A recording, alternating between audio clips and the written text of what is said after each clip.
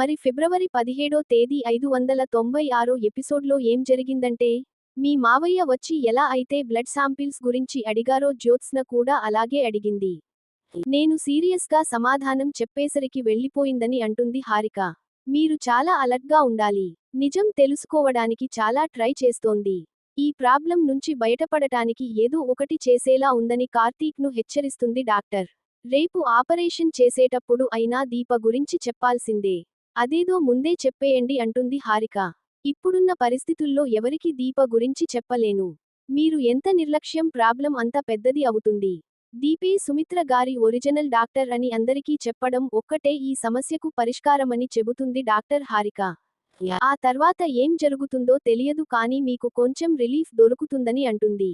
మీరు ఈ ప్రాబ్లంని ఎలా సాల్వ్ చేస్తారోనని భయంగా ఉందని, మా అత్త కోసం కొన్ని రోజులు నిజం దాచాల్సిందేనని అంటాడు కార్తీక్.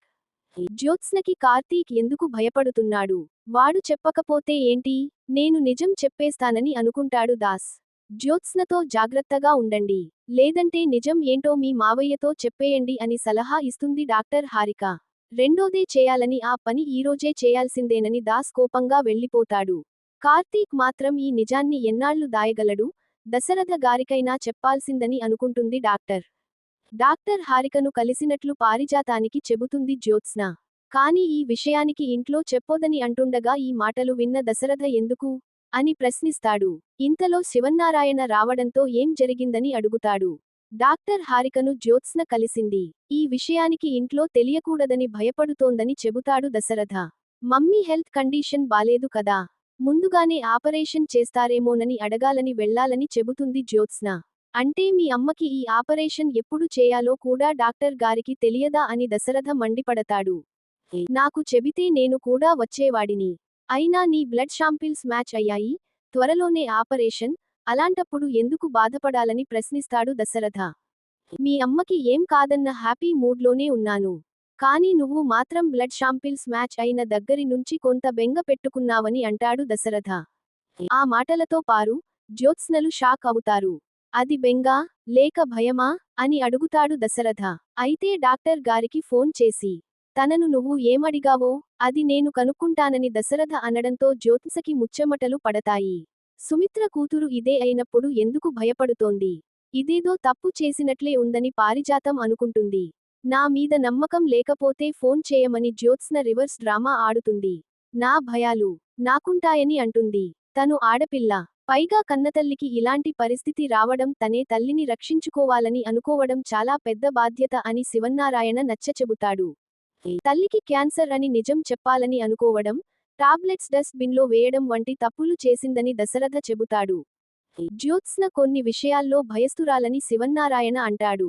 మిస్టేక్ నాలో లేదు. టెస్టింగ్ సరిగా చేయని ఆసుపత్రిదే తప్పని జ్యోత్స్న ఆ రోజే చెప్పింది కదా అని అంటాడు పెద్దాయన.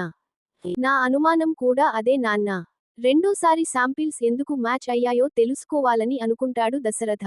ఇదంతా బావ గేమ్లా ఉంది. అయినా దీపే ఈ ఇంటి వారసురాలని నిజం తెలిస్తే ఈపాటికే డాడీకి చెప్పేసేవాడని అనుకుంటుంది జ్యోత్స్న.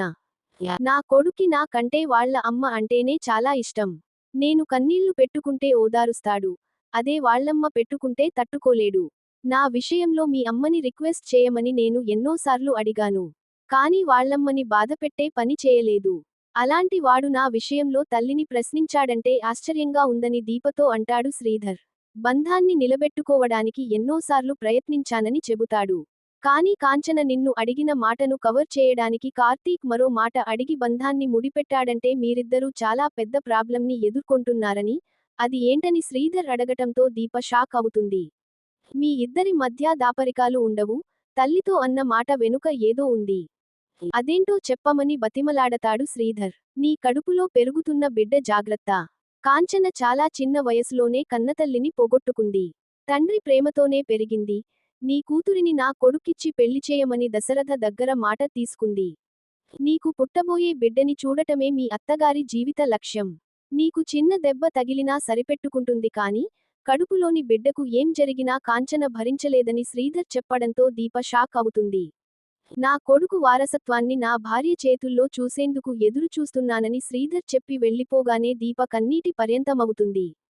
అసలు నువ్వు ఇన్ని రోజులు ఏమైపోయావని దాస్ని కార్తీక్ అడగ్గా నన్ను జ్యోత్స్న కిడ్నాప్ చేసిందని చెబుతాడు దాస్. మనం వదిలేస్తే జ్యోత్స్న చాలా అరాచకాలు చేస్తుంది. అది నా కూతురేనని అందరికీ చెప్పేస్తానని అంటాడు దాస్.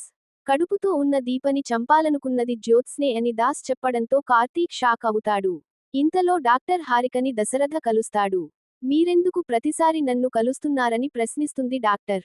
జ్యోత్స్న మీ కన్నకూతురు కాదనుకుంటున్నారా అని హారిక అడగటంతో దశరథ షాక్ అవుతాడు. నాకు జ్యోత్స్న రిపోర్ట్స్ కావాలని దశరథ అడగటంతో డాక్టర్ షాక్ అవుతుంది. నా ట్రీట్మెంట్ మీద మీకు నమ్మకం లేదా అని ప్రశ్నిస్తుంది డాక్టర్. సెకండ్ ఒపీనియన్ కోసం నేను వేరే డాక్టర్ని కలవాలని అనుకుంటున్నానని చెబుతాడు దశరథ. ఆ మాటలతో డాక్టర్ హారిక షాక్ అవుతుంది. రిపోర్ట్స్ మీకు నేనే మెయిల్ చేస్తానని డాక్టర్ కంగారుగా వెళ్ళిపోతుంది. నేను ఈ ప్రెజర్ భరించలేను. ఏదో ఒకటి చేయమని కార్తీక్ నే అడగాలని అనుకుంటుంది డాక్టర్ హారిక. నిజం చెప్పేద్దామని కార్తీక్ ని రెచ్చగొడతాడు దాస్. ఇంతటితో ఎపిసోడ్ ముగుస్తుంది.